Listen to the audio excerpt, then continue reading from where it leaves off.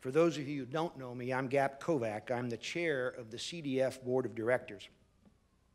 That's a 9-person board, and CDF principally works to promote cooperative solutions to economic challenges facing our communities. We do this primarily through 3 legs of the milk stool, if you will. The first leg is our home care work, where we have some programmatic work in the development and expansion of home care worker cooperatives. That's a huge focus for us over the course of the last few years. We also try to accomplish our mission by the administration of and the grant making by CDF funds, such as the Howard Bowers Fund, for example. And third, as many of you will see tonight, we do this by honoring our cooperative leaders, which we do through the induction ceremony into the Cooperative Hall of Fame. This year's forum this afternoon is sponsored by the Ralph K. Morris Foundation. For those of you who don't know, the foundation was established in 2001 to perpetuate the memory of Ralph Morris and the contributions to rural America and the cooperative movement that he made during his outstanding and incredible legal career. Information about the Ralph K. Morris Foundation is included in the material that you've received, and there are a number of pamphlets on the table for you to take with you and share with others. I would sincerely want to thank the Ralph K. Morris Foundation for their support this afternoon. The topic of this year's Cooperative Issues Forum is the changing nature of work and the role of cooperatives as an agent in that change. And I think you will appreciate hearing Ellis Carr moderate the forum, in part because Ellis is a young man who's now full of piss and vinegar because he's the recently minted president and CEO of Capital Impact Partners.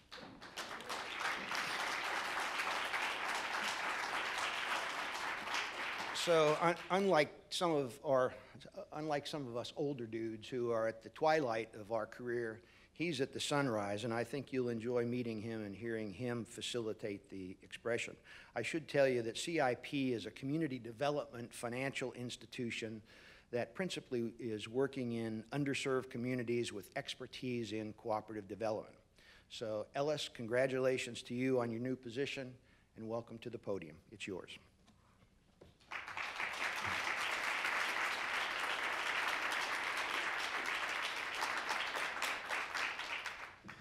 Good afternoon, everyone. Let's try one more time. Good afternoon, everyone. Thank you. You heard that I'm full of piss and vinegar, so I need to hear some call and response. So happy to be here. As you guys know, I'm newly appointed. In fact, today is my first day. So what better way to spend with you all?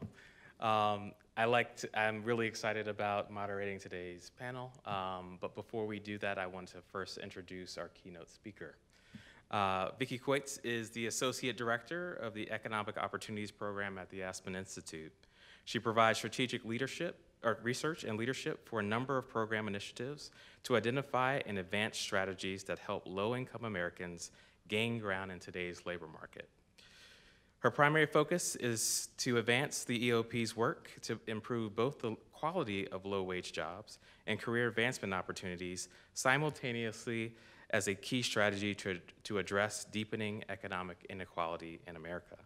Ms. Coates has almost 15 years of experience in national organizations promoting economic security and career advancement opportunities for low-income workers and job seekers. She most recently worked at the Center for Law and Social Policy, or CLASP, where she was interim director of the Center for Post-Secondary and Economic Success, director of the Alliance for Quality Career Pathways, and led CLASP federal post-secondary policy work. Sounds very interesting. Ms. Coates also worked at Jobs the Future, the Council for Adult and Experimental Learning, and FutureWorks. She has a master's in public policy degree from the John F. Kennedy School at Harvard University, and bachelorette degrees in political science, secondary education, and a women's studies minor from Kansas State University. Please help me in welcoming Vicki to the stage. Thank you, thank you. All right, well, good afternoon, everyone. Ellis warmed you up, so I know you're warmed up. I know you have voices. Okay. Well, thank you so much for that kind introduction, and thank you, Gap, for kicking us off with good energy. I love it. As you heard from my bio, I'm kind of the workforce development person. I don't know much about co-ops, I'll admit that up front, but I do have little tastes here and there. So I grew up on a farm in Kansas, driving tractors, riding horses, milking cows, and I have very good memories of going to the co-op in the summer with truckloads of wheat. Back and forth every July. So I appreciate the farmers co-ops very much. I shop at the food co-ops, both in Tacoma Park, where I used to live here in DC, as well as the Harvest Co-op in Cambridge, Massachusetts, because I now live up in Somerville, Massachusetts. So just want to get my co-op creds out there, even though they're about that big. But I'm very interested in learning more, and I'm so glad to have this opportunity to make a connection between our work, job quality and workforce development and the changing nature of work, and how co-ops can be a very, very strong strategy to counter some of these negative developments that we're seeing. So I'm just going to try to provide a little context. Some of the slides I'll fly through, but I'm sure that the PowerPoint will be available after the presentation. And of course, I'd be more than happy to have a conversation with anybody about any of these topics, because we talk about these quite a bit. Actually, before I get too much deeper, I'm from the Aspen Institute, which is a policy studies and leadership development organization headquartered here in Washington, D.C. And we really kind of tackle the questions around the big issues of the day and try to bring together folks from different viewpoints, different sides of the aisle, to really focus on common solutions to society's big challenges. And I happen to focus in the workforce and economic development and employment area, but we have 34 other policy programs at the Aspen Institute that focus on a lot of other topics. So, sign up on our mailing lists for some really interesting opportunities and events at the Aspen Institute. So, looking into the future, what will work look like? We've got kind of a spectrum here. On one side, there's all these great companies that are providing really high quality jobs that provide dignity and respect for workers. Or will workers be left on their own to manage themselves as individual entrepreneurs working for some sort of digital platform company? And there's lots of things in between, and that's actually probably where we'll end up, is in between. But there's quite a range in terms of when we're looking at the future of work and what we might see. So we wanted to look a little bit into what sort of jobs are being created now. So this pie chart shows you the percentage of the job growth change from March of 2015 to March of 2016. So this is not the percentage of jobs in these industries, it's the percentage of the job growth over that 1 year period. Oh, and Mark, the IT guy, was right. You absolutely cannot read that slide from here. So I'm gonna have to do this off of memory. So you can see that industries like mining and manufacturing have actually decreased. We've got fewer jobs in those industries than we had a year ago last month. Construction, the orange slice, is about 11% growth. And then you can see the trade, transportation, and utilities is the big yellow slice. I'm going to go into what kind of jobs are in each of these big slices, but just wanted to give you a sense of what sort of industries are growing. We also see a lot of growth in the business and professional services, and in, I'm going to have to look back here just a little bit, leisure and hospitality, and education and health services. So there's where the big growth is. Almost all of that is in the service sector. We are a service-driven economy. The little orange slice that represents construction is about the only goods-producing sector where we saw growth in the last year. And this is a trend. I've updated this slide several times over the years, and this trend holds. So looking at occupations within industries, we see that, can you all see the yellow? I was running a risk trying to keep the text color matching the slices in the previous pie chart. So yellow is always a tricky one. But trade, transportation, and utilities, that was the big yellow slice.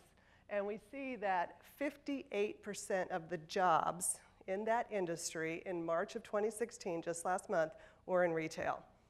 How high quality are those jobs? Yeah. How well paying are those jobs? Right. Okay, let's go on to the next big slice that we had. That was the blue one, professional and business services. 45% of those jobs in administration and waste services. How well paying are those jobs? Yeah, I think you're going to get the picture here. Another big slice was education and health services. You mentioned home health care. Huge percentage of the jobs in that region, unfortunately, not that high paying. Thank goodness we've got worker co-ops in that industry that are providing better jobs for people, and we do talk about that in our talks around the country when we're talking about better jobs and approaches to improving the jobs. And then the final one was leisure and hospitality. Again, most of this is in food and accommodation services. Lower skilled, definitely lower wage jobs. So these are the jobs that we've created in the last year. So what does it take to get a good job? Well, most of us know that education is very important. The higher education you have, the less likely you are to be unemployed, and the more you're likely to make. And we're making quite a bit of progress. As you can see, over the years, we have a smaller percentage of our population that has only a high school diploma, and a larger percent of our population that has at least some college. So we're making progress here. More and more people are getting educated and getting education. So they have more chance and more promise of getting those better jobs. But we're seeing that education doesn't always guarantee a good job. This is the unemployment rate of college graduates and the unemployment rate of recent college graduates. And you can see that even among college graduates, there's still a pretty high unemployment rate, and especially for the recent college graduates. So this is reflecting what we're reading in the newspapers and what we're seeing with the kind of tumultuous shifts in the job market. Fewer good jobs available, more companies outsourcing, a rise in that sharing economy, digital platform economy. It's becoming tougher, and we're seeing it in the numbers. And it doesn't look the same for everyone. So this shows you holding education constant. There's a huge difference between blacks and whites in terms of their unemployment rate at every education level. And this holds for Hispanics as well. So there's something more going on in our economy than just education and training. This is an interesting one. If you ever want to read more about credentials and kind of credential creep, where employers are asking for higher credentials than may be needed for the job, this report by Burning Glass is really interesting. And it's showing basically the percentage of job holders with a bachelor's degree in these particular occupations, and then the percentage of job openings that are requiring bachelor's degrees. And you can see the huge gap. And what's happening here is that employers are trying to figure out an easy way of screening for those higher level socio-emotional skills that they want: problem solving, teamwork, critical thinking, all of those things. So instead of screening for those things in particular of job applicants, they're just upping the credential requirements, hoping to get a bigger pool of people who are likely to have those types of credentials. What this means then, the result is that it's screening out a whole lot of people who could probably do these jobs but are not eligible for them because they don't have the credentials. And it's tightening the labor market in some ways. And this is the one that really gets me. The disconnection that we're starting to see between productivity growth, I should do it this way for you guys, and wages. So we've always operated under the assumption that the more productive you are, that translates into higher wages, right? So the better the results of your productivity will be reaped to you. And that kind of held true in the first part of this century. But around 1979, 1980, we started to see the disconnect between productivity growth and wages. Now, there's a whole lot of complicating factors behind this, including things like automation and technology, but also changes in business practices and changes in policies and how businesses are sharing the wealth. So that's part of the story here too. But you can basically see that this is a pretty significant trend when we're talking about the future of work. So this is a big question. This is kind of a controversial slide, so hang on to your hats. But our skill needs really changing that quickly. And when we look at the proportion of jobs that require any post-secondary education, this is from the Bureau of Labor Statistics, we see that in 2012, about a third of all jobs required any post-secondary education. Now, I'm going to grant this is national aggregated data. It's kind of the lowest common denominator of data across the country. This is going to be different in different communities. But when you look at 2022, 10 years later, it's the exact same proportion. So according to the Bureau of Labor Statistics at the US Department of Labor, we're not actually seeing huge growth in the number of jobs that are requiring post-secondary education. Some of it goes back to that credential creep slide that I showed you before, where employers are asking for more education than they used to and higher credentials than they used to. But when you actually look at the jobs and what's required in the jobs, we're not seeing an increase in post-secondary education needs. And I've got some more slides that kind of show that. In fact, here it is. Ta-da! We're seeing a large demand for many low-wage occupations. And I love this slide because it basically, you see the pink bubble at the top, that's registered nurses. Big demand, good salary. I got a niece who graduated from college. If she can pass the NCLEX, she's going to be in that pink bubble. So everybody cross your fingers that she passes the NCLEX soon. But all of those other dots up there are in low-wage jobs, and they pay low wages. I guess that's why they'd be low-wage jobs. Retail, cashiers, sales jobs. This is what we've been creating, and this is the future. For every high-tech job that we create, we also create a lot of service jobs. Somebody's going to be feeding those families. Somebody's going to be cleaning those houses. Somebody's going to be providing transportation for those folks. This is our economic reality. And we're seeing that the changes of this economic reality are born differently by different people, which I think will come up in our panel discussion. In terms of who is not surviving, who is disadvantaged in this economy. And we see that it's a lot of adults with kids, women, Hispanics, and blacks. Okay. So when we think about the future of work, it's a big topic, obviously, and so we had to figure out a way to kind of make it manageable. So we were thinking about, you can look at it in kind of 4 buckets. One is obviously the role of technology. Everybody, that's the first question that everyone asks. The second one, though, is really around business models, business structures, and business decisions. We've seen a lot of changes in the basic way that companies are running that are affecting these jobs and affecting the future of work. The structure of income earning and benefits provision is another huge area. It's definitely tied back to both of the role of technology and the business models. But that's a pretty big topic in and of itself, so we give it its own bucket. And then workers' rights and voice. And I think kind of co-ops obviously fit in several of these buckets here. So just to go through each one very quickly to give a little overview before we get to the panel. The role of technology. So, first of all, we see lots of different types of technologies. We've got the robotics, automation, we have IT, computers, artificial intelligence, smart devices.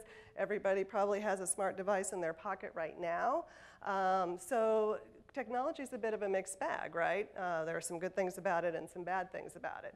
And we don't have answers to say, well, technology on a whole is good or technology on a whole is bad. But what we do have are key questions that are important to think about when you're thinking about how does technology affect the future of work.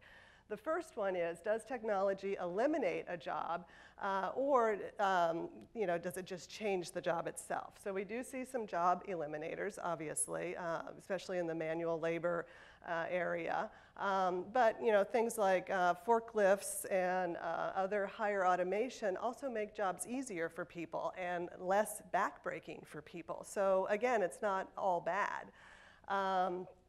How does technology change how companies communicate with workers? So this is the interesting part. We're seeing this in scheduling. So a lot of retail jobs now will have these sophisticated scheduling software programs that will look at what's the peak demand for that retail store, and then what are lower demand areas, and will actually put together the worker's schedule. And doing that, believe me, you get some crazy schedules of these retail workers. So, they'll come in on Monday from 2 to 4 because that's a peak time, and then they'll be sent home, and then they'll be on call for a couple of hours. And if they don't come back in after they've been on call, then, it's kind of a black mark against them. So not only do they have to show up for that little 2-hour shift, totally disrupting their day, but then they have to be on call for a couple more hours and have to arrange childcare like that. So we can see that technology can be used to really make life miserable for workers, but it's not the software's fault, because that software could also be used to provide more regular schedules for individuals or provide more flexibility in their schedule. So let's say that same person had some limitations on when they could work. They have to watch their granddaughter from 4 to 6 every Monday, and they want to take a class on Thursdays from 12 to 2. If they can communicate that to their managers, that can be put into the software, and then it can be used to actually work around and make more flexible and accommodating schedules for people. So that's kind of too long of a story for how there's a mixed bag with technology in terms of communicating and working with workers. The third question that we ask is, how does technology change the structure of work? So where do you work? This is a lot of the telecommuting questions and a lot of the outsourcing questions that we're seeing, which can be good. I mean, I telecommute. I live in Somerville, Massachusetts, and telecommute for an organization here in Washington, D.C. But I also did not lose my X-ray technician job to somebody in India because the X-ray can be digitally shipped over there. So again, mixed bag. And how does technology change the actual job? So I'm sorry that I'm giving you more questions than answers, but that's where we are right now with the future of work questions around technology. Let's talk a little bit about business models, structures, and decisions. And you guys are probably going to be way more familiar with this than I am, since many of you actually run co-op businesses, but I'll take my best shot at it. The trends that we're seeing, and again, I'm not telling you anything you don't know, I'm just kind of aggregating it for context for our conversation. Outsourcing. Obviously, we're seeing a lot of outsourcing of businesses, really honing in on what their core business goal is, and outsourcing everything else. Outsourcing janitorial services, legal services, hiring services, training services, everything but that core business mission, which completely affects and disrupts the opportunities within a company for workers. We're seeing a lot more contracting, which turns workers who were once W-2 workers into 1099 workers and raises a whole lot of questions for how they're going to go about their own business of paying taxes and trying to find enough work and trying to find steady and stable income. We're seeing, as a result of some of this, flatter management structures, shorter tenures, and diminished internal career ladders. So the days are gone when you could work at a company for 30 years and kind of climb your way up from the shop floor to the C-suite, because there's no longer those ladders in those companies, because different things are being contracted out and different parts of the company are being outsourced to other places. Excuse me. We're seeing the rise of the sharing economy. This is the digital platforms. Don't get freaked out. It's not as huge as the newspapers would make you believe. There's probably about 4 to 5% at most of the workforce who is working in the sharing economy right now, and actually most of those people have other regular W-2 jobs. So, but it is a trend. It's actually the extension of employers contracting everything out, right? So now these companies, instead of just contracting out janitorial services, they're actually contracting out the labor of their core business model. So Uber is contracting out the actual providers of transportation, the drivers. So that's one way to think about this. But it all boils down to companies, especially large corporations, looking to lower their labor costs and seeking higher profitability. So how can we cut these different things, especially around the labor costs, in order to increase the profits? And there's a lot of pressure on this, on the profitability coming from shareholders, stockholders, the short-termism that we're seeing among companies, really focused on, you know, the next quarter versus focusing on the long-term and the long-term health of the business and the long-term health of the community in which the business is located. Alternative business models and practices, these are some of the things that we talk about as we go around the country talking about the future of work, and also building ladders and raising the floor, working on career advancement opportunities, as well as improving job quality. We talk about employee stock ownership programs, we talk about co-ops, we talk about employer-friendly business practices. So one of my favorite examples is open book management. Zingerman's Deli in Michigan does this, where they open the books up to the workers and get their ideas and insights and how to run the company better. It actually trains the workers to become business owners themselves, and then those spin off. And there's just this whole beautiful community of small business owners who arise from being the workers themselves to being the owners and sharing in that profit. And it's a real community economic development strategy. And then benefit corporations, B Corps, which I think many of you are probably familiar with. Structure of income earning and benefits provision. So the punchline on this is basically we're seeing less income and fewer benefits being provided through the private sector. And unfortunately, the public sector, that public safety net, is not being built up as much or as fast to accommodate that. So these are just some key trends that we're seeing. I can definitely give you way more data on this if you're interested. Wages have been stagnant and falling over the last 40 years, except for the top earners. We're seeing a reduction in benefits, health benefits, retirement benefits coming from the private sector. Workers are working harder and smarter than ever, that productivity growth that we saw earlier, but wages aren't keeping pace. Wealth has been wiped out for most people, especially since the recession, and especially among minorities and low-income folks. So no folks in the lower two-thirds of the earnings spectrum have essentially zero wealth. They're going to be working way past retirement. And as we saw before, even those with higher education are falling behind. So this is an extremely depressing slide. Let's move on. Worker rights and voice. And we're getting very close to the end here. Trends in unionization. Again, you probably have seen these numbers before, but the basic point is that we have way fewer unions, way fewer unionized workers than we did in the 1950s, which was the peak of unionization in this country. Most of the unionized workers are in the public sector. They've been able to hang on to their unions. When you just look at the private sector, you see an even smaller percentage of workers who are unionized. So that's just kind of basically what we're seeing. Worker voice through traditional union mechanisms has declined over the decades. But the shining spot is we're seeing more alternative labor, which is basically non-worker organizations that are organizing workers. And it's really cool. There's some neat things going on here.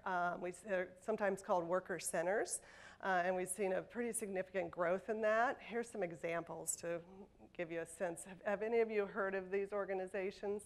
Raise your hands. Perfect. Great. So you know what I'm talking about. And some of them might even be connected to worker co-ops. So this is exciting because it's workers aggregating their voice and making change for themselves, improving and counteracting some of these negative trends.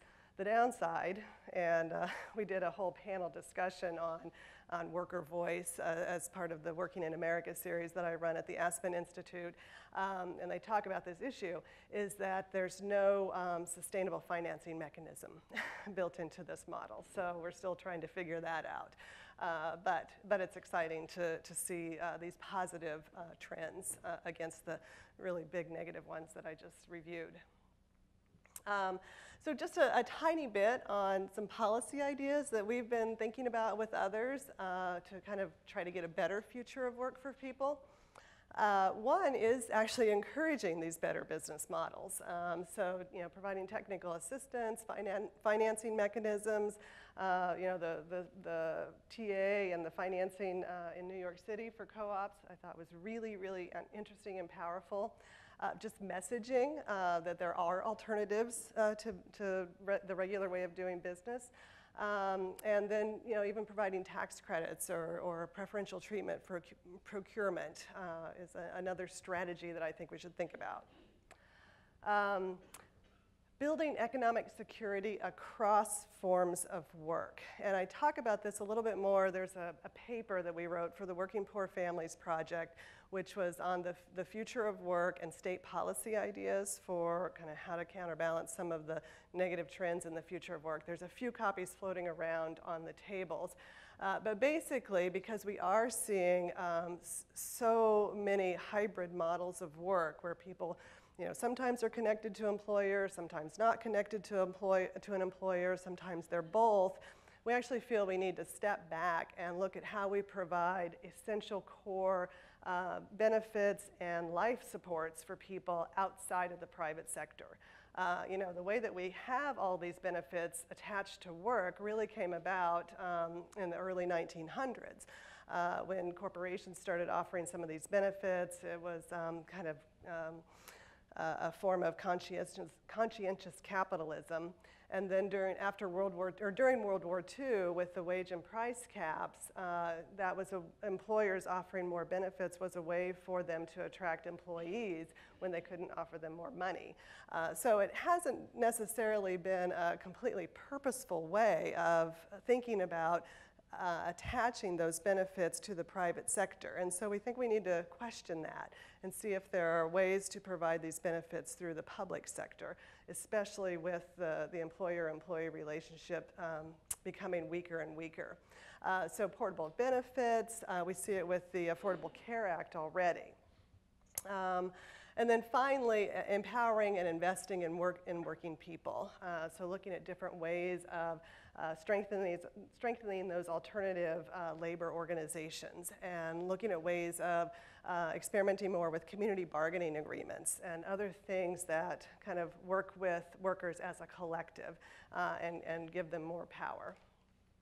So that's kind of a little bit of an overview. Again, I probably didn't tell you anything that you didn't know, but I hope it kind of puts us in the same frame of mind as we continue our conversation through the rest of the afternoon. Thank you.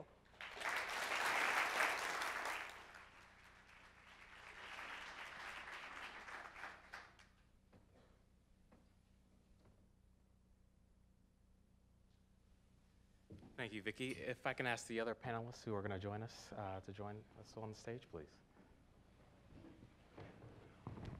Can everyone? Oh, yes, it's on. Okay. So while everyone gets settled up here, just want to again thank you, Vicki, for the great presentation. I think it really helps to set the context for our how we pivot from here. Again, Vicki gave us a really good perspective on kind of the future of work and at a very macro level. But as we pivot and begin to focus on how that affects both worker and consumer cooperatives, we like to think about it under a few different lenses. The first around demographics, specifically with contingent workforce, wages and working conditions, technology, and policy, among other things. So before we get into those specific lenses or details, I'd like to give my colleagues here a chance to introduce themselves and say a little bit about their organizations. Hi, I'm Melissa Hoover from the Democracy at Work Institute. We're the national think and do tank for worker cooperative development, trying to push worker cooperatives towards scale and equity. And we're connected to the U.S. Federation of Worker Cooperatives, which is the grassroots national membership organization. I'm Thomas Beckett. I'm a co-executive director of Carolina Common Enterprise. We're a tax-exempt organization in North Carolina. We're a startup cooperative development center to serve North Carolina and eventually South Carolina. Thank you. I'm Dan Arnett. I'm a cooperator-in-chief of Central Co-op, which is a worker and consumer-owned co-op food store, natural food store that operates 2 stores, one in Seattle, one in Tacoma. I've also taken on a role as a professor in the program at Pinchot University in Seattle, which offers a graduate diploma, or not diploma, but a certificate in cooperative management, which is the first graduate certificate in that field in the history of this country. And also I serve on the board of National Co-op Grocers, which represents, it's a second-tier cooperative representing food co-ops all across the country. I think we got about 148 members now. So that's what I do. Thank you all. So maybe just start the conversation under the lens of the cooperative difference. It may be starting it out with a statement and following it up by a question, and I invite you all to respond. Some of the impacts on low-wage workers are driven by investor-owned businesses seeking to maximize shareholder value. Does member ownership change the equation in a cooperative? Who would like to start us off? Well, I guess I'll do it. Sure. I can get volunteered there. Yeah, thank you. Well, I think there's a couple of big factors that change our equation. The first being that we're not yoked to profit maximization as an operating modality. That's just not what we do. By our nature, we're more of an optimizing mentality. When we think about profits, it's in balance with many other considerations. So I think that, coupled with the structural difference, whereas when you have an investor-owned firm, you may have a group that controls, a group that owns, a group that uses, and then you've got the benefit that goes to some particular party. Whereas in the cooperative, those groups are the same, even though there may be subgroups within that. They're from the same body. And that changes things, those two things together. One, we can't, in cooperatives, easily run from externalities. As an investor-owned firm might say, well, you know, this conventional accounting and economics may not fully account for the activity of the business, but a lot of the output is bad. In a cooperative, let's say you have to deal with it. It's in your community. You know, you use that cooperative and rely on it. So the immediacy of the impacts to the people that govern, manage, use the co-op, and vote on all the issues can make a big difference in behavior, I think. It's sort of like, I imagine if there's a bell curve, distribution of company behaviors, that the cooperative model would allow to think of it shifting towards good behaviors and maybe truncating some of the worst excesses because there's not a potential for speculative gain. So there's a risk-reward equation that might delete a lot of the poor behaviors that we see sometimes. But I will note that I'm not a believer that co-ops are magical or silver bullet and are not immune to dysfunction or poor behaviors. And you don't get a halo because you work in a cooperative for some reason, but the probability of good behaviors and outcomes is much higher, I think. I think we can observe that, and there's good research on that, I think.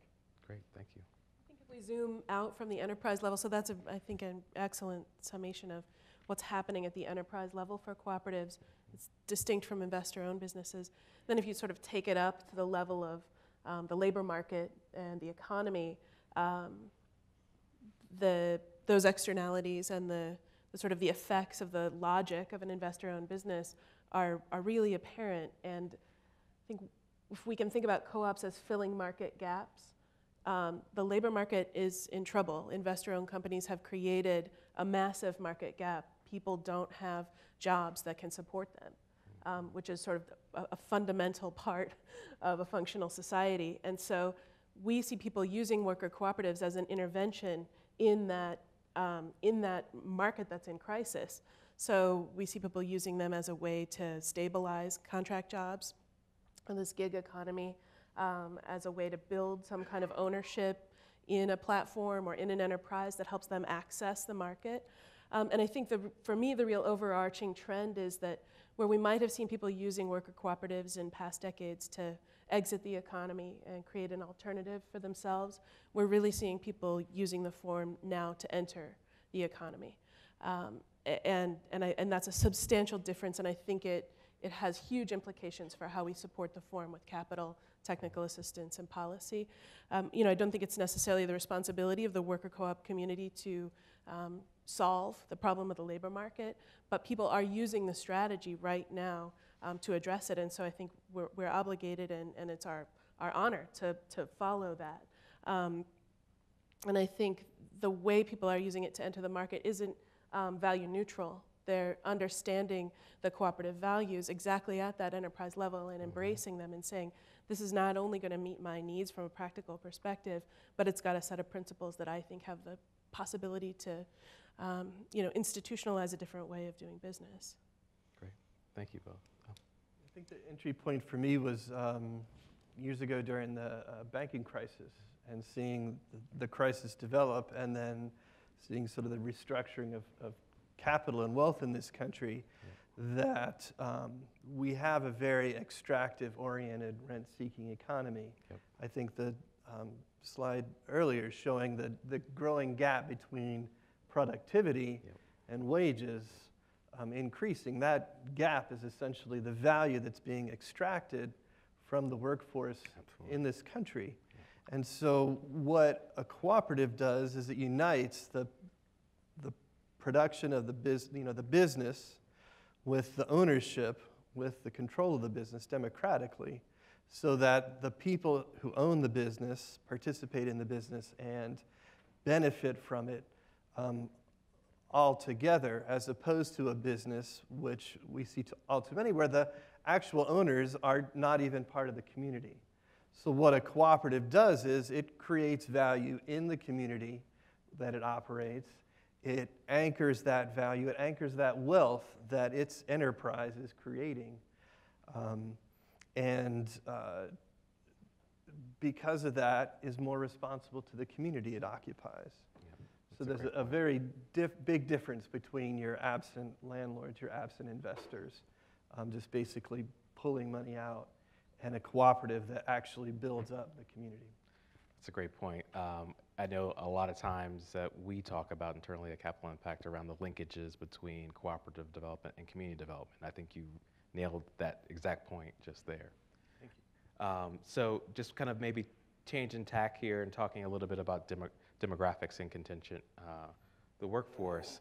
Research basically indicates that the contingent workforce today is both younger and most times Hispanic. Do you all see that same point resonating in both worker co-ops, both existing and newly forming? I can tackle that one to begin with. The demographic shift in the economy and who it's not serving maps almost perfectly to the demographics of who's interested in and driving worker co-op development right now. Economic inequality has a racialized dimension. Is in fact built on a system of racialized inequality, and I think as we're looking at who's interested in co-ops, it's the people who are suffering the most, the first locked out and the last in to good jobs. And so, I think I just saw a report on the New York City Cooperative Development Initiative. 99% of the new co-ops started in the last 2 years in New York City are owned by women of color and primarily immigrants. It's almost all of them, and so there's a reason for that that goes beyond, that's who the co-op developers are serving. That's great. So Thomas, can you talk a little bit about your experience and kind of opportunity threads? Yes, I guess the first few cooperatives, worker cooperatives, I was involved in formation. It started with a social justice nonprofit in Asheville, North Carolina called Center for Participatory Change. And one of those cooperatives was Opportunity Threads, which is a worker-owned cut and sew textile manufacturing cooperative in Morganton, North Carolina. So it's western North Carolina. And a lot of the workforce is basically immigrants who may or may not actually have documentation to live and work in the United States. In Morganton, a lot of that set of people worked at, and still do work at, Case Farms, which is a chicken processing plant. So it's sort of the last stage in the factory farming system for chickens. And they were extremely low wages, really crappy work conditions, the works. A workers' center there helped to organize a ultimately unsuccessful union campaign. But Molly Hemstreet, who worked with Center for Participatory Change, saw an opportunity for a lot of those people who had a lot more talent to do something else and something better.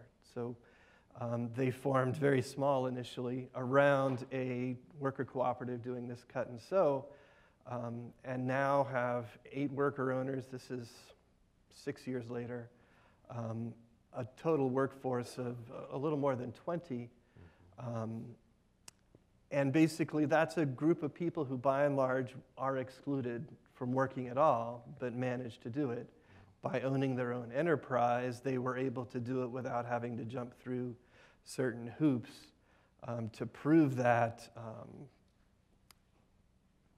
certification to live here, and are now really quite successful. After 2014, they had enough revenue to pay themselves a dividend for the first time. Earlier this year, one of the worker owners was sort of the first of that group to buy their own home in Morganton. So it really became, in addition to a job and a good job and circumstances over which those workers have control, into a way for them to amass and develop personal wealth and basically anchor themselves in that community. That's great. So kind of staying on the same line, so what are the challenges that cooperative developers in working in this demographic have? And kind of as a follow-up, are there tools out there and available to them? In a lot of ways, the challenges are the same as any startup business. You need capital, you need, especially if you're not an experienced business person, you need some training and technical assistance in how to organize a business, how a business runs financially, who your customers, that type of thing. So there's, in that way, very similar needs. Yep. On the other hand, a cooperative from the get-go is different because it has to function democratically. And so it's a departure from this model we're given in the United States of, sort of the heroic entrepreneur who struggles on their own. And I won't go there. But so banks don't know about co-ops. We have some financial institutions that, are filling the gap fairly well. But financing is still a problem for co-ops. And then, learning how to cooperate is not something that comes naturally to Americans because it's not part of our culture. It's not part of our educational system. So the cooperative financial structure, the cooperative governance are really where more assistance is needed for startup cooperatives. We're fortunate in North Carolina to have a fairly good infrastructure for startup businesses through our community college system, through the state college system, and other CDFIs. So that part is good, but cooperatives have a few extra steps to climb before they can get there. I think specifically, though, to speak to the challenge of working with low-income people and people with very little personal and family and community wealth, that's real. I mean, I think if it's already hard to finance co-ops, it's particularly hard to finance co-ops in communities where people don't have the resources. So I think that's figuring out how to partner technical assistance with friendly capital is part of the challenge there. And then I think there's a role for policy and government support in that, in acknowledging that it's better for people to have jobs than to not have jobs. And so, and to have better jobs than low quality jobs. So to me, there's a real, it goes back to are people using the form to try and enter the labor market. And then I think there's a question about wraparound services for co-op development in low-income communities. The challenge is not so much the demographic of the people, I think it's the nature of the work that they're forced into. So schedules are chaotic, people are overworked, they have very little capacity to engage in to have long meetings, to risk, what's already a pretty close to the bone economic situation to develop co-ops, which many people are doing sort of on the side or in addition to working. So I think we need to understand that it's different. At the same time, low-income people and immigrant communities are not a monolith, so the challenges are very specific to the industry and the place, I think. And increasingly, we're seeing co-op developers coming from the communities that they're working with. They're not necessarily outside those communities. There's a real self-determination element. So figuring out how to build the capacity of co-op developers, I think, is critical. But those challenges, I think, are really balanced by some of the assets. And we don't often talk about the assets and strengths of working in low-income communities. And there's among the cooperatives that we've worked with, there's a tremendous amount of entrepreneurial hustle. Just that sense of entrepreneurship is deep. In many cases, it's out of necessity, but it's also there. There's a really strong sense of solidarity, people working together and used to working together to meet their needs as a community. I think with some of the immigrant groups that we work with, being bilingual is an asset, offers access to different communities and markets. So I understand and want to be real about the challenges, but also want to be able to balance that. Absolutely, these are great points. I want to say that's true for grocery cooperatives as well, not just worker co-ops. There's a growing number of startup consumer grocery co-ops in low-income communities, where the dominant model to date has been sort of the successor of the hippie startup co-ops, which is natural foods in fairly well-resourced communities and fairly, high-dollar food products, whereas Renaissance Grocery in Greensboro is a mainly African-American lower-income community that is organizing a grocery co-op going to open doors later this year. They don't have the wealth in that community in terms of the savings to be able to, finance $1 million capital campaign the way a co-op, a natural foods co-op even today is still able to do. Right. So they're having to look for other sources of financing, and it's the same type of thing. These are people who are busy, who are working 1 or 2 jobs that are at the same time trying to make this happen. Vicki.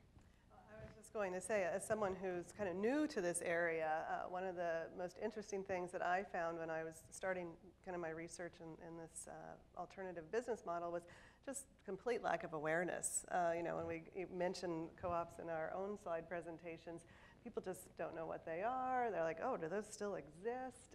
Is it something beyond the co-op where my, crunchy granola friend shops? It's a very basic challenge, but I think just raising awareness of, kind of the general public or potential audiences through case studies and more of that messaging and more talking about it, I think would be a very basic, simple step that would help with this as well. Absolutely, thank you. Before we kind of tack to wages and working conditions, just one last question in this segment. I think Melissa, you talked a bit about kind of the role policy and government can play in helping to enable more around the contingent worker space. Where do unions play? Where or how do unions play in this space? It's a big question. I'll tackle it, and then I really want to hear from the other folks on the panel too. I think unions are trying to figure out this changing labor market too. They're thrown for a loop by the rise of platforms, by the gig economy.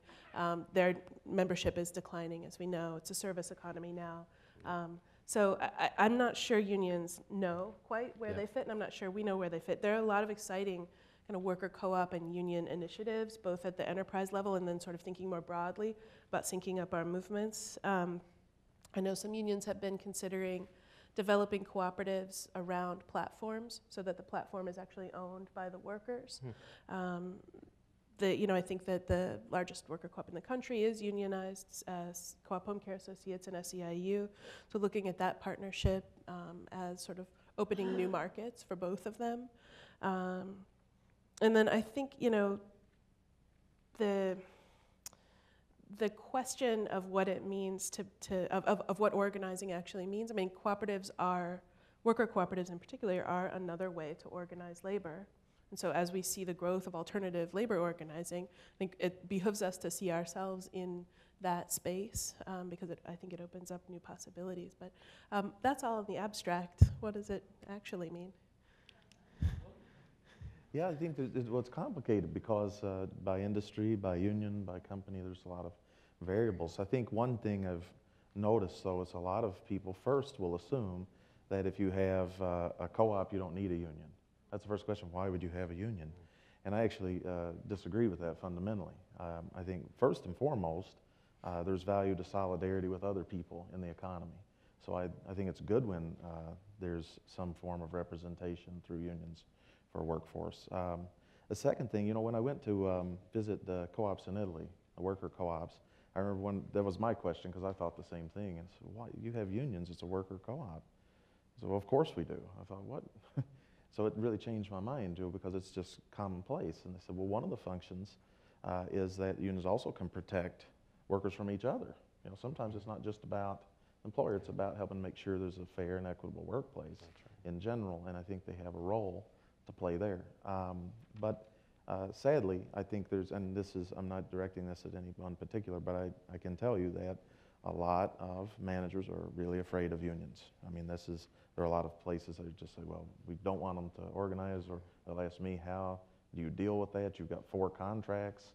Some people have 1 and they're driven. I'm like, well, we have a good relationship because we see the commonalities. I mean, the co-op movement and the union movement really started from a very common wellspring. There's similar issues that are trying to be addressed, and I think we can rediscover that. And we've been able to really forge a very good relationship. I mean, it's certainly the case that the union is going to advocate for individuals, and that's good.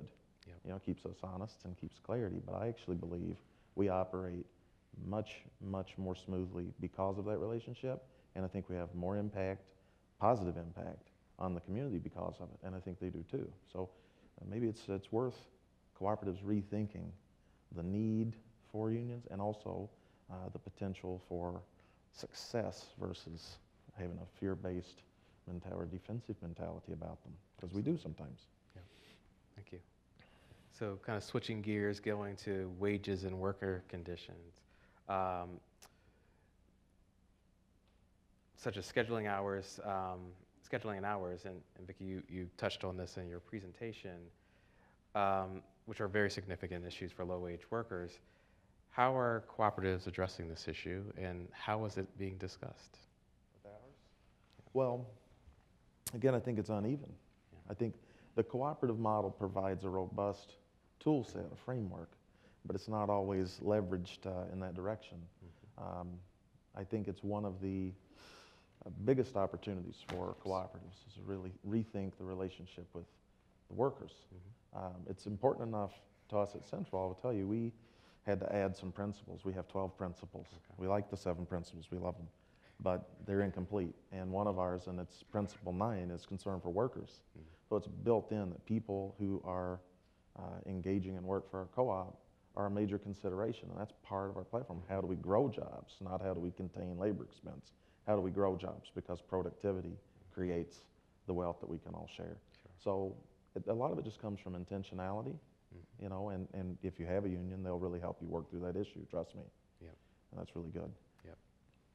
Any other comments on that? One of the things that sort of on the low-wage work theme, one of the things we've seen in worker co-ops that are in low-wage industries is not necessarily that they can have the, that they have the power to raise wages that much, but what they can do is make a better job. So, better scheduling, more flexible control over your schedule, sort of more voice and dignity in the workplace, and then skill building. All of that stuff is meaningful and important for building, for sort of making low-wage jobs possible for people, because as we know, they're not going away, they're in fact growing. So thinking about the ways of co-op intervention, even though a co-op is bound by all of the same market forces, that are limiting, for instance, the home care reimbursement rate, or other, forms of wages, what you can do is change job quality, and that's I think that's for us, the game changer of worker co-ops. And unions are I think, behind that. They see that that's actually meaningful for people. Going to echo that, and kind of stole my line. But just to add a little tiny bit to it, employee engagement is a big deal for firms, and many corporations out there, not surprisingly, are struggling with employee engagement because they're not designing the jobs to engage the employee. They're designing the jobs to be cogs in a wheel, and when you do that, that's what you'll get in terms of your labor relations. So I think it's really critical when we're thinking about quality jobs to think beyond the wages and think about how are those jobs designed, and are they designed to empower people to use those critical thinking skills, to use those problem solving skills. It's like, are you treating the worker as an asset or as a labor cost to be reduced? And it seems to me there's more promise in the co-op model to lean towards the asset side. Sure. I think the home health care worker co-ops are a really good example, because it's, kind of crappy work in some cases, literally. But, an investor-owned home health care, the line workers, the people engaging with the patients, have bad wages, high turnover, really poor working conditions. They have to put up with whatever the patient throws at them, in some cases literally. And there's evidence that in a home health care worker cooperative, they're making better wages. But I think more importantly, those workers have agency. They have control over their economic circumstances. They have control over their work conditions. They can actually fire the client if the client doesn't treat them with the dignity that they deserve. Yep. And then because there's lower turnover, well, turnover is an expense to a business. Yep. So the business is making more money because the worker owners are personally invested in the business. So I think we've got broad consensus up here around quality jobs. Let's talk a little bit about wages. What are the biggest challenges to raising wages and improving working conditions? And then also, kind of to that, can cooperatives offer their own living wage without government intervention? I can speak to this one from experience. Well, we can. I mean, this is, it's sort of a matter of, just like with everything else, you have to start with the proposition of, how would a co-op do it? It's not just here's some HR practices that we do, that we learned in our MBA, but how would a co-op approach this question, or the same thing with any other process? So we have to think through our own model. Yep. So I think we can't compete playing someone else's game in a market. Yep. That's one thing. But more significantly, I think you have to identify, what is it that we want to do in the world, right? What is the difference that we want to create? And then you commit to it, right? I mean, waiting for someone else to tell you to do it that's really a poor approach. So at Central, we said, we know that dignified work and living wages are an imperative. We don't believe that we can be proud of this business if it doesn't do that. So the question's not, could we do it? It's, how are we going to do it? We are going to do it. We're starting with that assumption. And that's a different mentality. And of course, we said about the steps to do it. We currently, as far as we can tell, and even the Secretary of Labor had reiterated this when I spoke to him, we're the highest compensating entry-level grocery employer in the United States. This is this little tiny, relatively tiny co-op, and we're able to do something profound like that because we decided to. More importantly, with an entry-level rate at $15.64, and that's 7 years ahead of where we would have to be at 15. By the time they're at 15, we'll be at like 19. We're not going to let them catch us. If we just have to inflate it, because we know the value of being able to attract and retain great talent, and we know that that's really important to us. But we also offer, by the way, 100% health care coverage at 28 hours a week, and 85% for your dependent children, 70% for a spouse or partner, in addition to a lot of other benefits, and 60% coverage at 20 hours. I mean, there's no one that can touch us on this, and they have the same benefit package I have. I think it's important because solidarity, that's one of our values. So, frankly, I mean, I don't want to make anybody squirm on that, but I think it's really important when we're talking about things that are really rooted in human dignity, that we don't have a gap the way that we see in other business. But you can do it. People are worried. The biggest barrier is people are afraid you'll go out of business. our board, many people, even the union, frankly, said, "Whoa, what are you doing? This is over the top," because they were really kind of surprised. So, well, here's a path to do it, and then eventually we got it going. Our labor's pretty much where it was in terms of percentage, because the productivity is much higher. What's happened is people value their job. We waste a lot. Turnover, bad morale, bad service, wrong job fit, all this stuff. A lot of it just evaporates whenever you actually have a workplace where people feel valued, respected, included. And so instead of just having that money go to waste, we give it to people so they can go out and live better and help their families to have a better life. So there's a lot of money we just leak out of the system, and that will pay for it. But that's the barrier, fear that we can't do it. And I think we're living proof that, yes, you can do it. In fact, we're better off than we were, and the value of our company has risen steadily from the time we implemented that, believe it or not. So I think you can do it. I don't know if do others have comments? I know, exactly. I don't know if that can be followed, but. Well, maybe at a slightly more abstract level, because we're working in Raleigh with Fertile Ground Food Co-op, which is a startup, maybe about a year and a half behind Renaissance in Greensboro. But the early versions of the business plan, we were looking at wage rates, and the prevailing wage in grocery workers, and then sort of different calculations of a living wage for Raleigh, and just doing a comparison in terms of the bottom line and time to break even as between those two wage rates, in demonstrating that to a board of directors that includes some retired union organizers was really stark and daunting. And so it's a question. They're committed to a living wage, but that makes it really hard, because any kind of startup grocery business, especially outside of the natural foods ambit, is just very tight margins. Any other thoughts, Melissa? Well, I mean, I think it's important to know the industry you're working in. So in some, and to tailor to that, so it's a dangerous argument, and not one that I'd make, to say that co-ops can't succeed without government intervention, right? It's a market-based form. But that said, I think there are all sorts of forms of government intervention that go to benefit investor-owned companies, and they have entire trade associations and enterprises dedicated to ensuring that that continues to happen and that it expands. And so if we're not thinking in the same way in those highly competitive markets that are a race to the bottom on wages, then we're not doing our job as co-op developers and as people who are supporting the growth of a co-op movement. It's not just that co-ops should be expected to go out into the market and just kill it because we're better, right? It's because, we should be expected to do that, and to build the kind of infrastructure of support at the policy level, at the trade association level, that other investor-owned businesses are leveraging to increase their competitive advantage against us.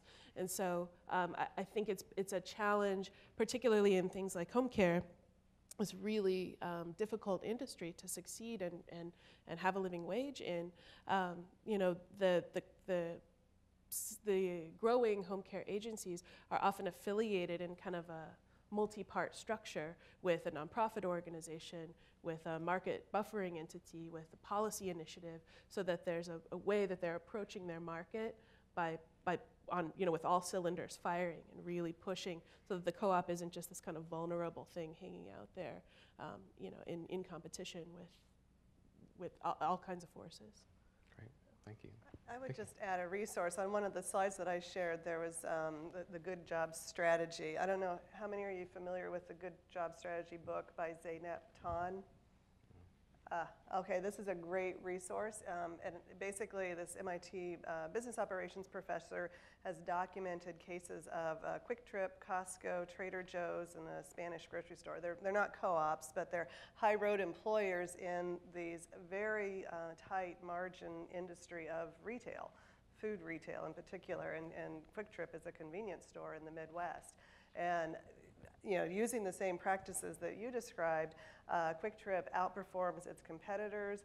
It has, some of the largest profit margins in the industry, and it has very engaged employees because it pays well. They have regular schedules.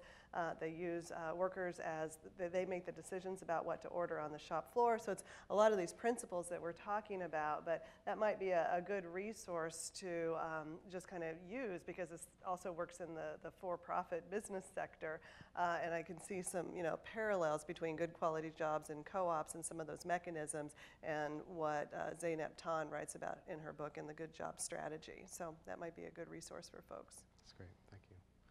Again, changing tax one more time and kind of focusing on technology, and Vicki, you talked about this a bit as well, specifically kind of around gig companies, gig economy. And Melissa, I wish you could kind of give some context around that. How are cooperatives thinking about mitigating the impacts of the gig economy? Is there innovation in the space, and what are the challenges? You give me the hardest question. I think we're starting to understand the gig economy.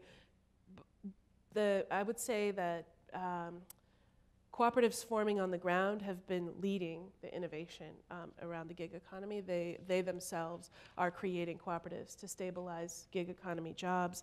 I think where technology comes in, we may be a little bit behind, honestly. So controlling the workplace, the platform is technology platforms, Uber and Airbnb and all of those, are a means of market access, right? So people are, independent contractors are accessing the market through these platforms. Who owns the platform is sort of extracting the profit. So the question is, can the contractors themselves own the platform? We're not quite there yet. I mean, we've been talking with some unions about some of their ideas. There are some co-op developers beginning to develop platforms, particularly aggregated to back office services. So if you have co-ops that are out there going through a platform, there's a lot of other things that could be aggregated as well in sort of a purchasing co-op model for platforms. So I think thinking creatively about how to create sort of nested cooperative structures that go beyond just the worker co-op is really the key. And I wonder if, I want to be positive about it, and I find the consolidation and the contingentization of the platform and gig economy really depressing. And I wonder if we haven't dropped the ball as a cooperative community on where that market is heading. Car sharing should be a cooperative. Airbnb could be a cooperative model. I think that and it's not too late. I think it's a matter of us sort of pulling together as a broader cooperative community, because this is a problem that's going to go beyond any single sector. So thinking creatively about the structure, but then also about the finance capital to actually, I may be going off on a tangent. I'll just say one thing. So all that venture capital that got poured into Uber goes to deregulation. They're using it to change policy and a little bit of marketing, but the platform itself isn't where the money's going. It's going to change fundamentally the regulatory landscape. And so that's going to open up possibilities for competitors to Uber. It may also open up opportunities for us as a cooperative community to fill some of those needs. So I think on a values, that's the market question, but then on a values basis, I think we can help the sharing economy and some of the higher impulses toward sharing actually clarify themselves. The sharing economy right now is sort of is not actually about sharing ownership, and we are actually about sharing ownership. And so entering with those really strong principles and saying that these markets were ripe for disruption. Nobody loved the taxi industry before, except for our beloved union cab and others. But nobody loved the taxi industry before Uber came in. Nobody loved the hotel industry before Airbnb disrupted it. So there's something there. It's just kind of heading in the wrong direction. How do we get it back on track in a way that actually serves people? It's sort of my question. So that is an elaborate dodge for your question, Ellis. That's fine. Any other? Reclaim the sharing economy, though. That's right. Well, I think there's a lot in what you said potentially around platform creation and ownership. And any thoughts of any other panelists around kind of how they're thinking about that in their own businesses? it's exciting, but we're not there yet. Yep. Yep. The only thing I would add is there's a British model, actually, that we featured a while back called CEDAH, C-E-D-A-H, which who knows what that stands for. But basically, it's an online platform that the vision is that it's more of a public platform. And so then workers can actually build full-time jobs by being constantly connected to this platform and putting together gigs, but it's not controlled by a private entity, so it's not trying to, get everything down to the lowest common or lowest cost factor. It's more of a kind of almost like a public employment shared platform. And so that may be a model to look at. It's been tested out in some neighborhoods in London. Wingham Rowan is the man who is kind of behind this, and he's trying to test out this platform in some markets here in the U.S. I think Chicago and some places in Florida he was talking to. So that may be a model to look at for this. Thank you. So just kind of talking a bit about kind of job preservation and stability. Some of you talked about this in some of your earlier comments, but want to underscore a few things. The first is, well, the question is really, how do cooperatives preserve jobs, support local businesses, and provide job stability? And again, some of you already touched on that, but maybe if we can underscore the support local businesses. Again, we've talked about the connection between cooperative development and community development. How do you all see that? I think with a few exceptions, a cooperative is a fundamentally place-based business that, the work, the customers are all part of a geographic community, and a co-op is anchored in the community. And because of that, a worker co-op is not going to outsource itself overseas. If you lose a contractor, the economy falls. A co-op is going to be very slow to lay off, and there's a lot of instances where worker co-ops have faced that kind of obstacle and either reduced the wage or the work for everybody, or found ways to avoid people laying off, which an investor-owned business is going to be less likely to do. So it's just a fundamentally different proposition. From a slightly different angle, one of the things we're looking at is whether shared ownership could be a strategy for preserving small businesses that might otherwise go out of business. We are midstream in a nationwide small business succession crisis as the baby boomer generation retires. And we know that hits minority-owned businesses particularly hard because there's lower assets and lower liquidity within the business and fewer buyers in the community. And it's also sort of those same conditions are true for rural businesses by and large. So as we sort of locate this generational business succession crisis in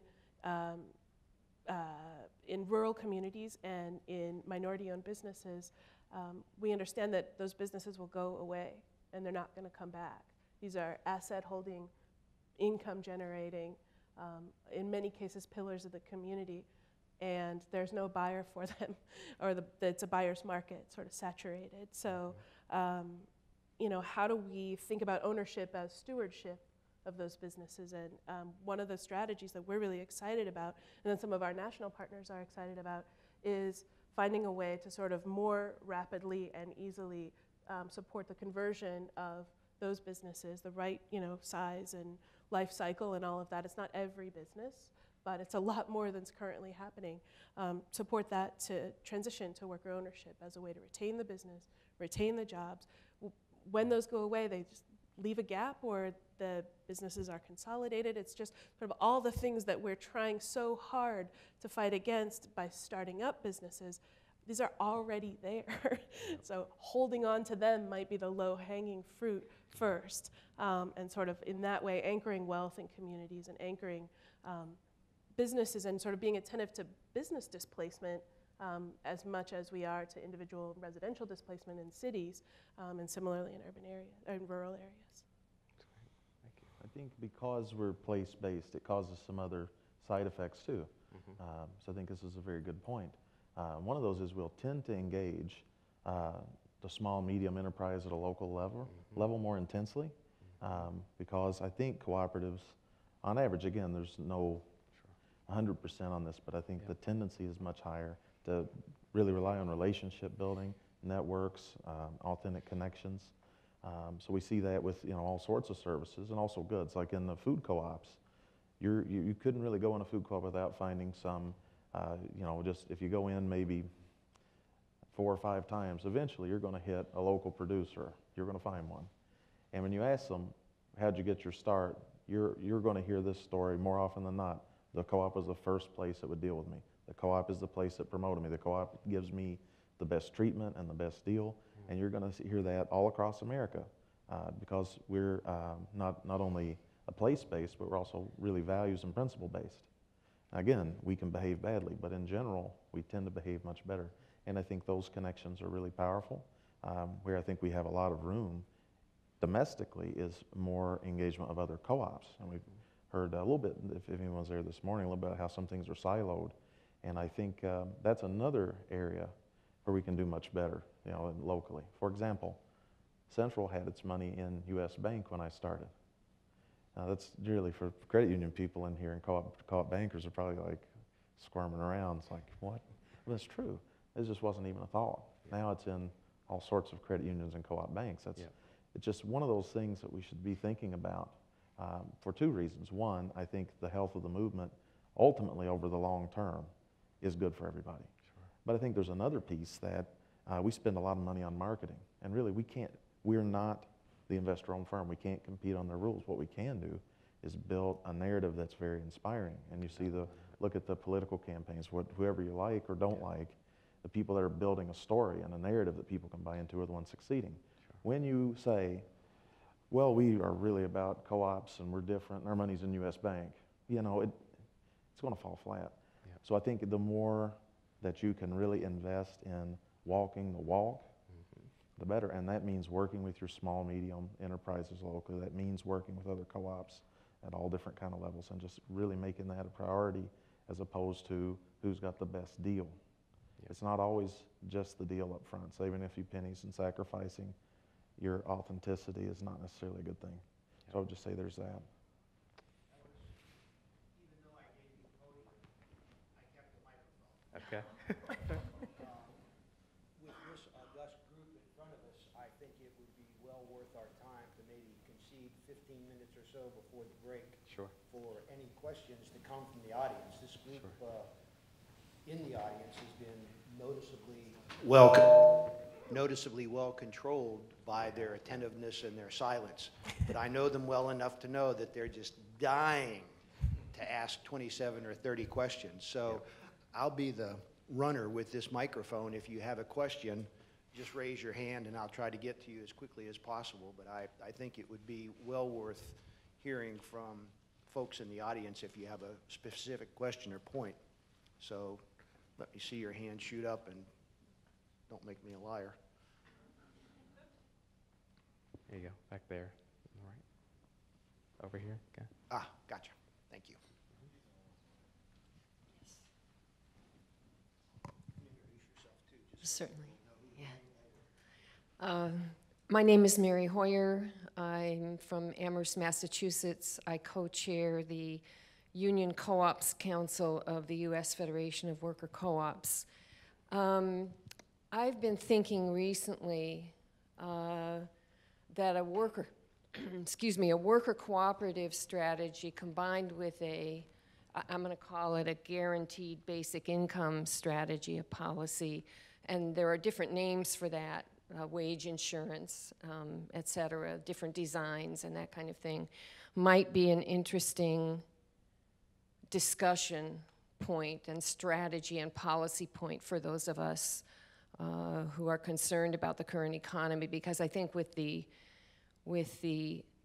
way production is going and money going to the top and the resistance on taxes and that kind of thing to redistribute, that we're going to have to fight for some kind of redistribution policy.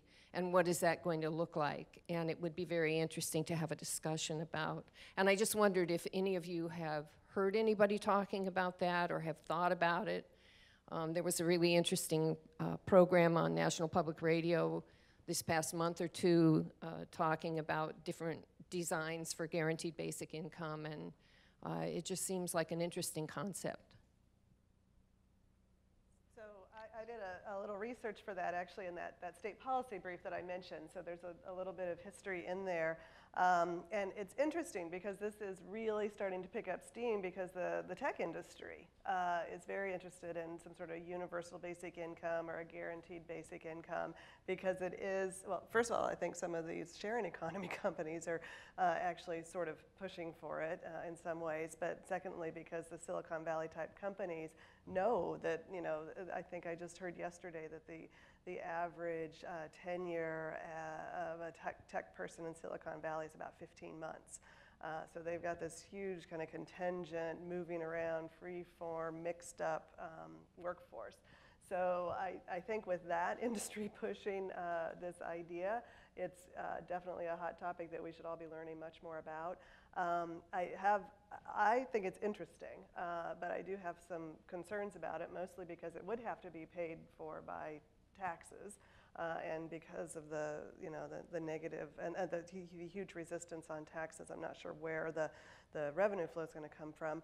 But secondly, when you look at some of the models, the concept, especially when coming from the right, is to take the revenues from Social Security, Medicare, Medicaid, unemployment insurance, TANF, all of the social safety nets we have right now, and turn it into, that's how you would pay for this universal basic income. So you would only have that. You wouldn't have the safety net in addition to that. So if somebody fell out of the formula for the universal basic income somehow or something. So I think that's a huge red flag that we all have to be careful and remember when we're in these conversations. But I think it has a ton of promise. I really like the direction that the idea is headed, but I think there's some pretty big red flags too that we need to remember.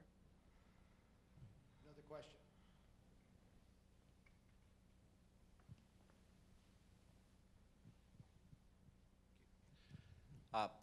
My name is Dennis Bowling. I was with an ag cooperative.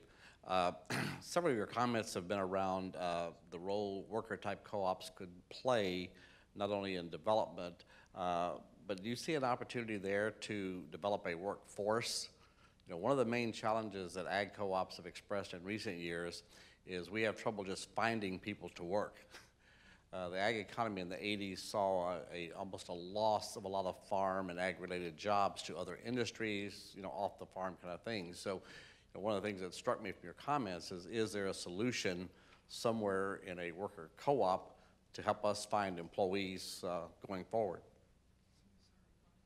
Yeah, I think that's a fascinating question, and just to sort of look at the ag sector, we're working with a group in California that is it's a private equity company that holds some agricultural enterprises, and their workforce is entirely migratory, right, from season to season. There's some stability in that folks come back and they specialize in a certain kind of picking, but they're looking at, from just a practical perspective, can we develop a worker co-op to create some stability in our workforce, because it's just costing so much to sort of, from a company perspective, to subsidize the migratory workforce.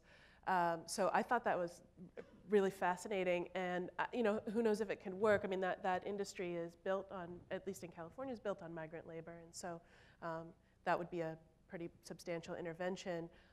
But I think we've seen that in other industries where there's a labor shortage. So in home care, for instance, you know, there are not enough home care workers right now or anywhere in the near future to fill the need for home care work. And it's, you know, what is the 70% average turnover a year? And so we've seen, you know, dramatic improvements in that in the home care agencies, down to 40%, 25% turnover. So they are building a workforce.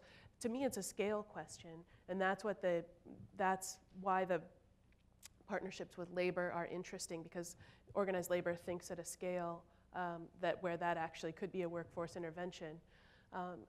The third thing I'll say is that increasingly we are seeing the workforce development world interested in worker ownership from the standpoint of agency, and getting into sort of the training system and understanding how ownership is actually a set of skills, and building those skills makes better workers. I think it's a heavy lift, but to me that's one of the next directions. If we want to do worker co-op development at scale, is to connect to the workforce development world in a way that makes sense for everyone. But I'm the least educated on these topics, so I'll defer. Yeah, no, I would say that's a very interesting approach to consider, and just thinking about, how we develop our workforce. One is through the public workforce development system.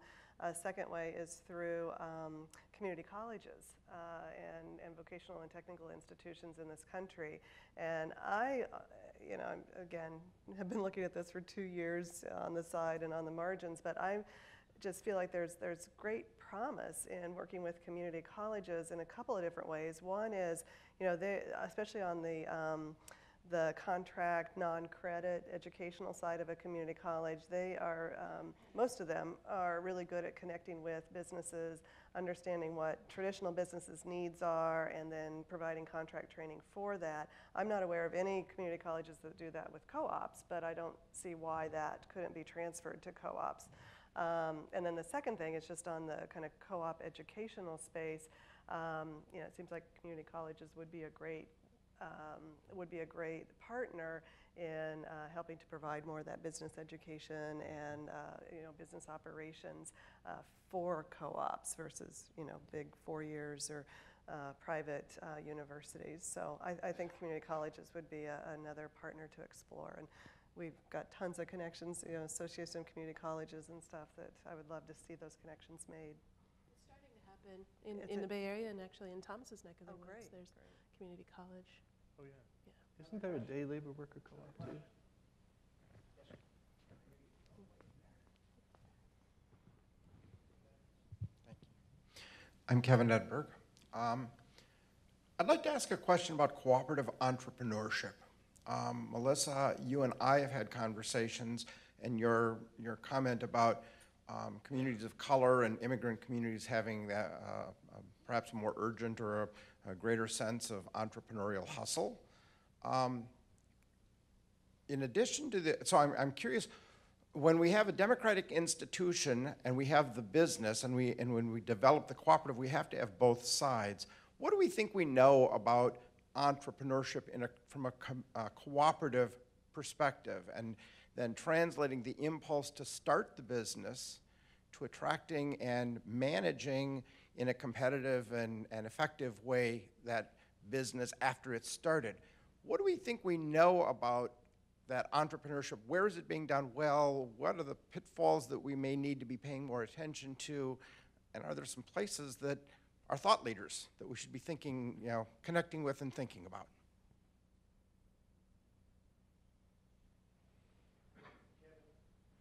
Was that a question or a lecture? Please, panel. Sure. Well, I think it's one of the things that co-ops, by their structure, we always would say this, we should be able to be fast and flexible and all this, and in reality, oftentimes, we're exactly the opposite.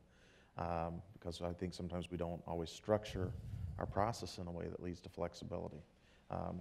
As often as not, co-ops generally are formed in response to some form of market failure. And there's this origin story that gets built up. And then down the road, as that market failure may dissipate, the co-op has all this inertia and a lot of path dependency, can get founder's syndrome. And I think this has been really deleterious to co-ops for a long time in many cases. But it doesn't mean that we can't be entrepreneurial. One of the things I think we need is to make innovation a priority. Some co-ops do it very well. On the whole, I would say we don't, but we could. We went so far as that's our 12th principle at Central, innovative culture, because we decided we wanted that, and it's in our articles of incorporation, so we have no choice now except to really make that a plank of how we manage.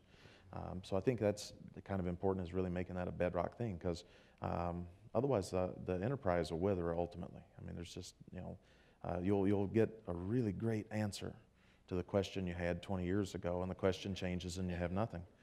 So we have to really be working a little harder. Our board chair always likes to say, you know, where's like the Apple of co-ops? Where's that iconic brand that's really out there making things happen, innovating? We may not have Apple, but we do need to be thinking about how that we can evolve, and particularly as there's disruptive technologies and likely to be lots of ecological and economic and social shocks to the system that'll get more probably intense, frankly, over the next 20, 30 years. There's probably a lot of instability. And just motoring along without being more proactive and having more foresight, I think, is a mistake. The big thing I like to say about this, though, is that worker ownership, you know, can help spur that if it's structured well, because you have an interest in making sure that your job is there, right? And I've seen an uptick in innovation since we added worker ownership into our system versus when it was just consumer-oriented. So I think it was a bit stale, frankly, not to say consumer co-ops can't be great, but it did add a lot of energy. And whether that's sustained over 20 years, you can ask again then. But I think that's something else to consider is, do we have the right perspectives at the table in our governance? Sometimes it's monolithic, and I don't know that that's good for innovation. A lot of the, go ahead, Melissa. A lot of the entrepreneurial education in this country is oriented and kind of organized by the needs of investors, that you are creating a business plan to pitch to investors. Again, that heroic entrepreneur model who has this single-minded focus on building shareholder value. And that's, you know, inimical to cooperation. Again, it's this focus on personality and on return to capital rather than benefit to collective people. We're just not taught that. On the other hand, at the community college level, that entrepreneurial education is a lot more prosaic, and it's oriented towards mom and pops and people that want to start a more community-based business. And I think that can be a springboard for us in terms of helping people to understand that entrepreneurship is not a solo activity necessarily, that you can actually succeed better if you have more minds at the table addressing a problem, once you learn how to get those minds all addressing the problem rather than looking out for number one or rather than the investor breathing down your neck. So I don't have an answer for your laser-like question. I think you have actually focused on one of the critical tensions, right? If people, particularly low-income people, are developing worker co-ops to meet very close-to-the-bone needs, that may suggest different approaches and different strategies than people who are developing businesses to maximize profit or even to realize sort of an individual dream. And I think that's a real tension. You know, so I like to say that co-ops sit right at the intersection of community organizing and economic development. Worker co-ops do. And that could be a tension that stops you right in your tracks. But where I've seen it broken open is when there is that investment in research and development and innovation along principled lines, right? A rejection of the entrepreneurship is only for individuals or for investors, but a reclaiming of the concept of entrepreneurship within a principled context and saying, you know, because of that, we're going to do it a little bit differently. So, you know, the international examples, of course, have, you know, deep commitments to R&D and to innovation. One of the things I've seen worker co-op developers do here after they've been around for a little while and run into some of these barriers, which I think are real around entrepreneurship and growth, is that they sort of often will create or outsource the growth to a separate entity and say, right, we need to run our business. We recognize the desire to grow, or we have the desire to grow. We recognize that we might not be the ones to do it, and so they'll sort of create a secondary, tertiary entity to do innovation and to drive growth. So that's on the one hand. On the other hand, I've seen worker co-ops insource the growth by saying, we're going to set aside 10% of our time, right? The Google sort of concept, 10% of our time for everyone to get involved in innovation and entrepreneurship. I guess the point there is, you know, whatever model you choose probably suits your conditions. The idea is to set the intention and to embrace entrepreneurship within a principled framework and not to think that the structure is going to do all the work for you. One more question. Yes, sir.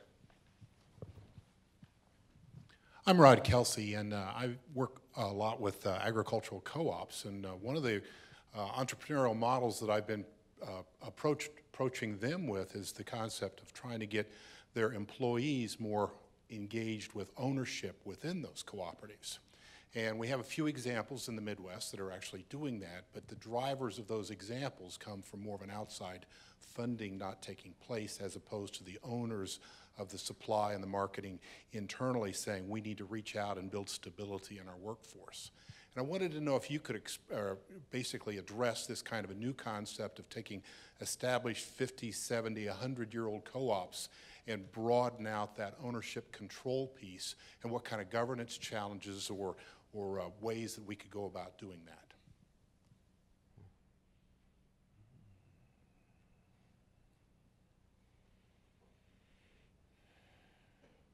That's a tough one, yeah.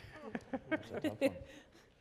You know, it's going to depend, isn't it? I mean, there's a lot of different forms of agri. Sometimes you have a purchasing co-op, sometimes you have a marketing co-op, sometimes there's other things. I think fundamentally, something like, for certain types of co-ops, like an open book management type of concept where people can contribute ideas can work. I can imagine that working in some contexts, not others. You know, it may not work the best when it's farmhands that you're dealing with. But I would at least start with having some forum for voice, right? Some forum for engagement. Anyone can do that. And people generally have a lot of ideas about their own work. So whether that's a formal seat on governance, I mean, it's one of the things I've always been curious about. I mean, so we have an ag co-op, so the people that own the farms are the members. Is there room for, like I say, on a governing board to have a seat for workers to be represented? I could say there's a similar concept that I saw at, not an ag co-op, it was a coffee business in Nova Scotia called Just Us, and they had an investor seat for people that were you know, providing some capital for limited return. It wasn't a speculative thing, but they collectively could elect someone based on one person, one vote, of course, cooperative style, to that board. So maybe there's a way, because the governance allows for that kind of flexibility. So someone's got a real seat at the table. That could be a really good start.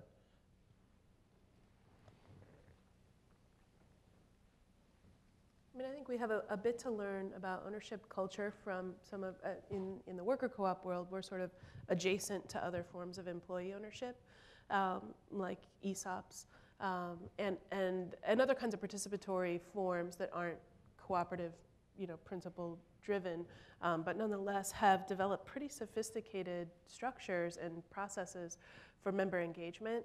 So, you know, I think a lot of times we sort of try to really customize things to our, you know, special snowflake world. And there are great practices out there that I think we can borrow from. So I think looking beyond and then being able to translate for what the needs of the co-op are is one of the ways we're approaching this very question, but it's not an easy one. So, you know, I don't have a sort of specific intervention that comes to mind. I, for one, I mentioned earlier in my opening remarks that this is our 6th forum sponsored by CDF. In my mind, having attended all 6 of them now, I think this was, in fact, the best, and I would appreciate your return.